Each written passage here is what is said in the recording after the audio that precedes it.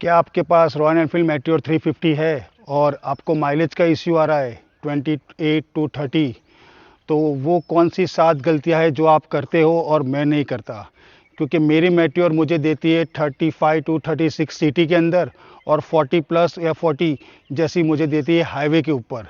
तो आइए चलिए देखते हैं इस ब्लॉग में ऐसी कौन सी गलतियां हैं जो आप करते हो और उसकी वजह से आपकी माइलेज पे असर होता है।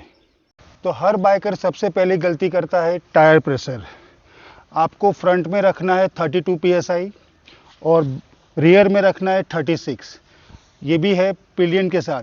अगर आप सोलो चला रहे हो तो रियर के अंदर आप रखो 34 या 33 के आसपास। ये पहली गलती। सेकंड गलती करता है हर बाइकर चेन को प्रॉपर लूप नहीं करने का। हर 500 किलोमीटर के बाद या 600 किलोमीटर के बाद आपकी चेन को लूप करो और चेक करो ये ग्रीस नहीं दिखता है आपके हाथों में, तो उसको लूप करो। और ये चेन का टाइट होना या लूज़ होना, अगर आपके पास रॉयल एनफील्ड मेटियोर है तो 25 टू 30 का इसका ये डिस्टेंस होना चाहिए। अगर उससे कम है तो समझो कि आपकी बाइक के ऊपर लोड पड़ेगा और ये प्रेशर सीधा जाएगा आपके इंजन के ऊपर। इसकी वजह से आपकी एवरेज पे प्रॉब्लम आएगा।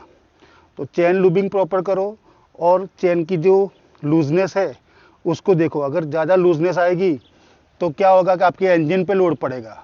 जब भी आप चेन लूप या चेन को सर्विस करते हो ना दोस्तों, तो ये 3 बोल्ट खोल के इसको निकाल के साफ़ करो। जब भी आप चेन लूप करते हो ना तो काफ़ी उसका जो कचरा वगैरह रहता है वो इसके अंदर जमा होता है। तो इसको निकाल के अच्छे से केरोसिन या फिर सादे पानी से या डीजल से उसको अगर आप वॉश कर सकते हो तो वॉश कर लो और अच्छी तरह वॉश करने के बाद उसको सुखा के उसको वापस फिट कर दो। थर्ड पॉइंट है एयर फिल्टर। एयर फिल्टर आप हर 2000-3000 किलोमीटर के बाद चेक करो। अगर आपका एयर फिल्टर गंदा है तो उसको सही से साफ़ करो, या फिर उसको रिप्लेस करने जैसा लगता है तो उसको रिप्लेस करो।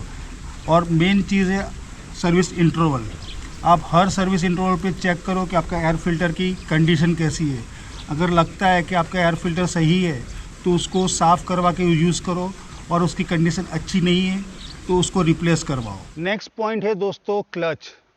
ज़्यादातर राइडर्स का इश्यू ज़्यादातर होता है कि वो लोग सिटी के अंदर क्लच को हाफ रख के चलाने की आदत होती है।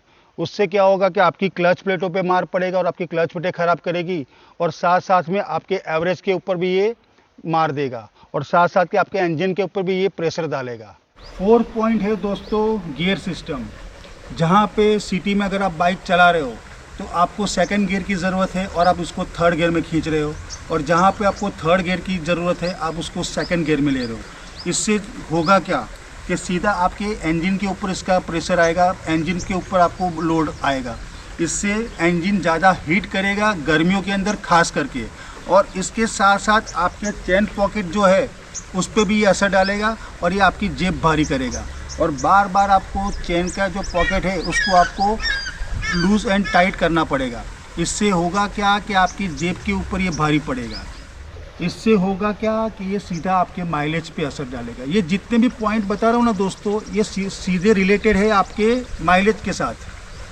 तो ये अगर आप गलतियाँ नहीं दोहराओगे और सही कर लोगे तो आपकी माइलेज में इम्प्रूवमेंट आना ऑटोमेटिक स्टार्ट हो जाएगा। नेक्स्ट पॉइंट है दोस्तों थ्रॉटल। काफ़ी लोगों की आदत होती है थ्रॉटल बार बार ऐसे घुमाने का।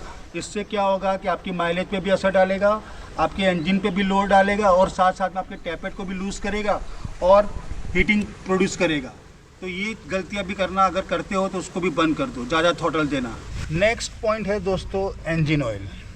अगर आपका इंजन ऑयल का गियर ख़त्म हो गया है और डाउन है, और अगर आपको इंजन ऑयल चेंज करने की ज़रूरत है और आपने उसको और खींच रहे हो, तो इससे क्या होगा आपके इंजन पे मार पड़ेगी, इंजन के पार्ट्स पे मार पड़ेगी, साथ साथ में इंजन ज़्यादा हीटिंग मारेगा।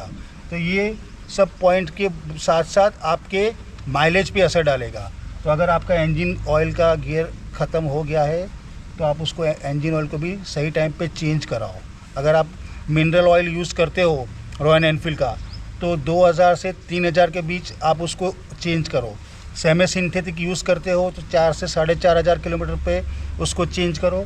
और अगर आप फुल्ली सिंथेटिक यूज़ करते हो तो 6000 किलोमीटर के आसपास आप देखो कि आपके इंजन का ग्रेड कैसा है। उसके बाद अगर आपको लगता है कि चेंज करना चाहिए तो उसको चेंज करो। ये सब गलतियाँ अगर आप नहीं करोगे ना तो आपकी माइलेज ऑटोमेटिक बढ़ती जाएगी दोस्तों। इस पॉइंट है सबसे अच्छा और सबसे बेस्ट पॉइंट है दोस्तों, साइलेंसर।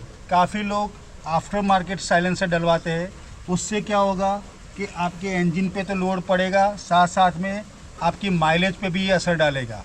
तो अगर आपके पास मॉडिफाई साइलेंसर है तो आपको माइलेज का इश्यू रहेगा।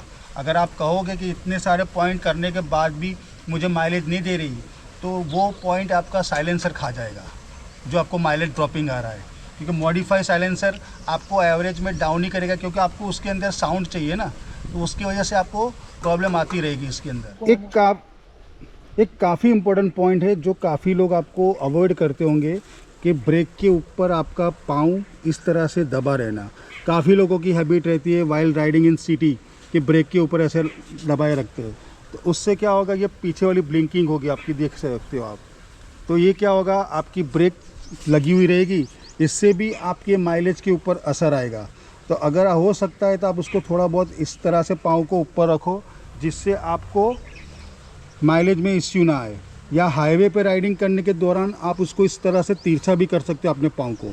नेक्स्ट इम्पोर्टेंट पॉइंट है दोस्तों, इकोनॉमी में चलाना। 60 to 80 क्रूज़ करोगे आप डेली हाईवे पे वगैरह में, तो आपको माइलेज का प्रॉब्लम नहीं आएगा। लेकिन जैसे ही आप 100 के ऊपर क्रॉस करोगे तो आपकी इकोनॉमी चेंज हो जाएगी, नहीं आएगा आपको एवरेज। तो ये भी आपका एक इफ़ेक्टिव रहेगा माइलेज ड्रॉपिंग के अंदर।